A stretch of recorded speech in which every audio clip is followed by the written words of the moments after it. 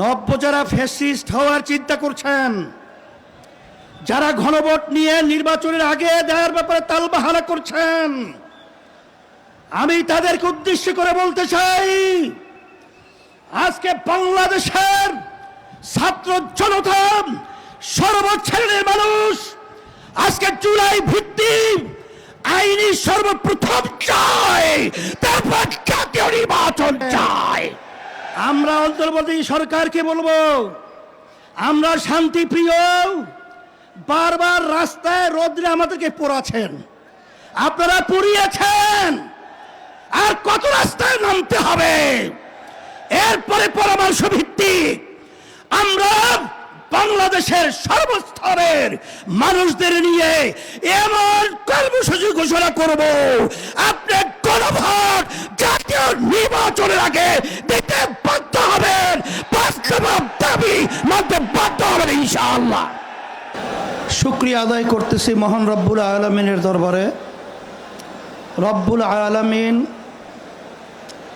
এই দেশের জনগণের ক্লান্তি লগ্নে আমরা আজকে একত্রিত হতে পেরেছি, শুকরিয়াতান বলি আলহামদুলিল্লাহ। আমাদের আজকে সমাবেশের মূল লক্ষ্য উদ্দেশ্য সম্পর্কে আমরা ইতিমধ্যে বিভিন্ন পর্যায়ের দায়িত্বশীলদের থেকে গুরুত্বপূর্ণ আলোচনা শুনেছি।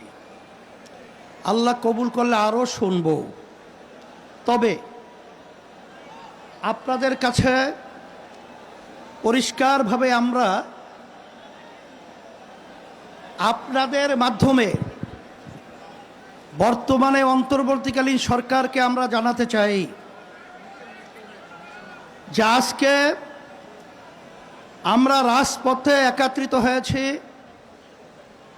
কি দাবিগুলো আদায়ের জন্যে। বিশেষ করে জুলাই সনদের স্বীকৃতি সহ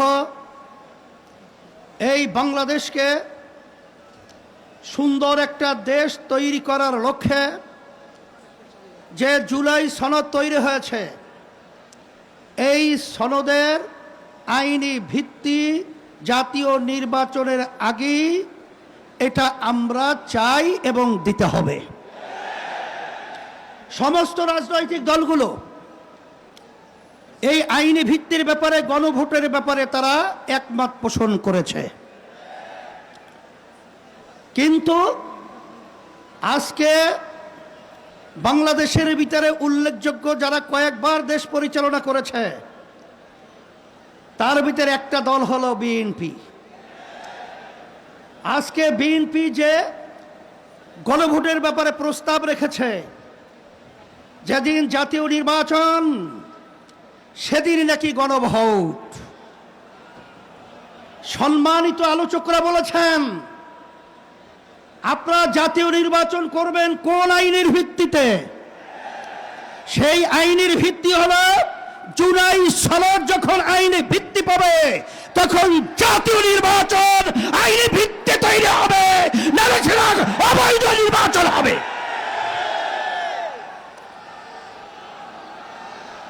আজকে আমরা দেখেছি সেই পল্টন, সেই মোড়ের মধ্যে সেই 2024 জুলাই এবং আগস্ট, যখন জুলাইয়ের 17 তারিখ বাইতুল মুকাররমের উত্তর গেটে, আমি তখন বলেছিলাম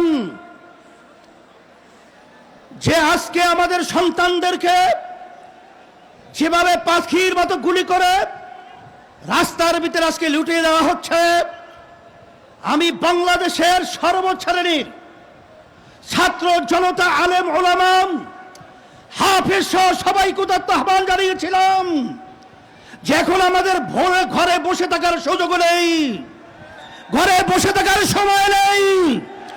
আমরা আজকে রাস্তায় আসবো, ফ্যাসিস্টকে উৎখাত করব, বাংলার জমিন থেকে কাঁটাতারের উপরে নিক্ষেপ করব। হয়েছে তাই, বাংলাদেশ মুক্ত হয়েছে।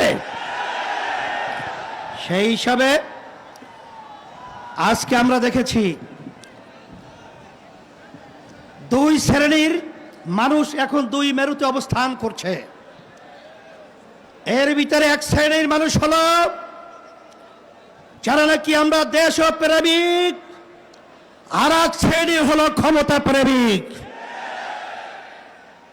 ফ্যাসিস্ট আওয়ামী লীগ সরকার তারা দেশ প্রেমিক ছিল না, তারা ছিল ক্ষমতা প্রেমিক।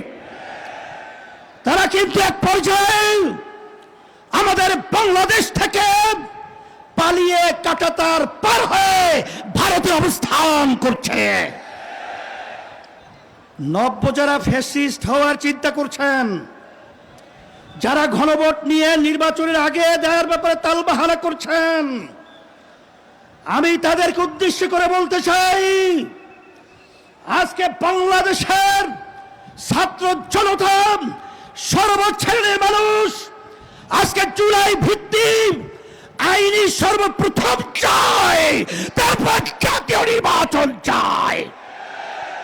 কিন্তু আপনারা যদি এই জুলাই সনদ আইনি ভিত্তি দেওয়ার ব্যাপারে দড়িবসু করে থাকেন, আমাদের বাংলাদেশের 3 দিকে ভারতের কাঁটাতারের বেড়া, কিন্তু আপনারা পালাবেন কোথায়? আপনাদের জন্য অপেক্ষা করছেন সেই দক্ষিণে বঙ্গোপসাগর। এছাড়া কিন্তু আপনাদের পালাবার কোথাও জায়গা নেই। সেই হিসাবে সকলকে আহ্বান জানাবো, ভালো করে বুঝে নেন, জেনে নেন। অন্তর্বর্তীকালীন সরকারকে আমি অনুরোধ করছি, আমরা অনুরোধ করছি যে আপনারা যখন আমেরিকায় গেছিলেন তখন 3টা উল্লেখযোগ্য দলকে সাথে নিয়ে গেছিলেন, জামাতে ইসলামী বাংলাদেশ, বিএনপি, এনসিপি। কথা ঠিক কিনা? তা আপনারা জাতীয় নির্বাচনের আগে গণভোট দিতে আপনারা কোন প্রক্রিয়া, কোন হিসাব লাগবে, অঙ্ক শিখাতে হবে। আজকে এনসিপিও চায় যে গণভোট আগে হবে, তারপর জাতীয় নির্বাচন হবে। জামাত ইসলামও চায় আগে গণভোট হবে, তারপর জাতীয় নির্বাচন হবে। শুধু একটা দল বিএনপি, তারা ভোট চায় কখন? জাতীয় নির্বাচনের দিন। বাংলাদেশের মানুষ বুঝে গেছে আপনাদের উদ্দেশ্য ভালো না। যদি আপনাদের উদ্দেশ্য ভালোই হয়ে থাকে, যেখানে আইনি ভিত্তির ব্যাপারে একমত আপনারা পোষণ করেছেন, সেখানে গণভোটে এত গড়িমসি কেন? এটা জাতির কাছে পরিষ্কার হয়ে গেছে। আমরা অন্তর্বর্তী সরকারকে বলবো, আমরা শান্তিপ্রিয়, বারবার রাস্তায় রোদ্রে আমাদেরকে পোড়াচ্ছেন, আপনারা পুড়িয়েছেন, আর কত রাস্তায় নামতে হবে? এরপরে পরামর্শ ভিত্তিক আমরা বাংলাদেশের সর্বস্তরের মানুষদের নিয়ে এমন কর্মসূচি ঘোষণা করব, আপনি গণভোট জাতীয় নির্বাচনের আগে দিতে বাধ্য হবেন, বাস্তব দাবি মানতে বাধ্য হবেন ইনশাআল্লাহ। সেই দিক থেকে আমাদেরকে ও পথে আপনারা হাঁটাবেন না, আমরা ও পথে হাঁটতে চাই না। আজকে জাতীয় সমাবেশের মাধ্যমে আপনাদেরকে আমরা বারবার অনুরোধ করছি, এরপরে যদি আপনাদের শুভবুদ্ধি উদয় না হয়, তাহলে কিন্তু পরবর্তীতে আমরা কঠিন কর্মসূচি দিতে বাধ্য হব ইনশাআল্লাহ। আপনারা যে এসেছেন, আপনাদের সকলকে আমাদের পক্ষ থেকে আন্তরিক ধন্যবাদ, মোবারকবাদ, এবং সাথে সাংবাদিক বন্ধুদেরকে ধন্যবাদ মোবারকবাদ জানিয়ে, প্রশাসন ভাইদেরকে আন্তরিক ধন্যবাদ মোবারক জানিয়ে আজকে আমার এখানে আলোচনা শেষ করছি। আল্লাহুম্মা আমিন।